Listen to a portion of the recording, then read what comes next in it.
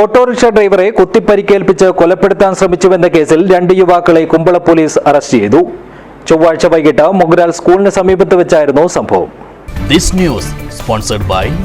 ഗുണമേന്മയോട് കൂടിയ ഉൽപ്പന്നങ്ങൾ മിതമായ നിരക്കിൽ Srikrishna hardwares, MG road, Kasaragod.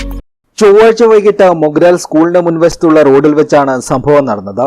ഓട്ടോറിക്ഷയിൽ സഞ്ചരിക്കുകയായിരുന്ന പെർവാട് മാളിയങ്കരയിലെ അബൂബക്കർ സിദ്ദിഖിനെ വെള്ള ഒമിനി വാനിലെത്തിയ പ്രതികൾ തടഞ്ഞു നിർത്തുകയും സിദ്ദിഖിന്റെ കോളറിൽ പിടിച്ചു വലിക്കുകയും മുഖത്തും പുറത്തും മർദ്ദിക്കുകയും കത്തി ഉപയോഗിച്ച് കൊലപ്പെടുത്താൻ ശ്രമിക്കുകയുമായിരുന്നു.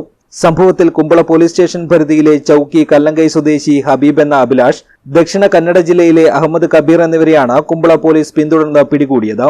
വാനും കസ്റ്റഡിയിലെടുത്തിട്ടുണ്ട്. ഒന്നാം പ്രതിയായ ഹബീബിന്റെ മുൻഭാര്യയും സിദ്ദിഖും തമ്മിൽ സൗഹൃദമുണ്ടെന്ന് ആരോപിച്ചായിരുന്നു അക്രമമെന്ന് FIR-ൽ പറയുന്നു. സമൂസ റഷീദ് കൊലക്കേസ്, കഞ്ചാവ് കടത്ത്, വധശ്രമം, സ്ത്രീകളെ മർദ്ദിക്കൽ, തട്ടിക്കൊണ്ടുപോകൽ തുടങ്ങിയ കേസുകളിലെ പ്രതിയായ ഹബീബ് എന്ന അഭിലാഷിനെ കാപ്പ ചുമത്തി ജയിലിലടച്ചിരുന്നു. അടുത്തിടെയാണ് പുറത്തിറങ്ങിയത്. Kumbla police inspector KP Vinod Kumar, SI-മാരായ VK വിജയൻ, ഗണേഷ്, ASI പ്രസാദ് എന്നിവരുടെ നേതൃത്വത്തിലാണ് പ്രതികളെ അറസ്റ്റ് ചെയ്തത്. News bureau, Uppala.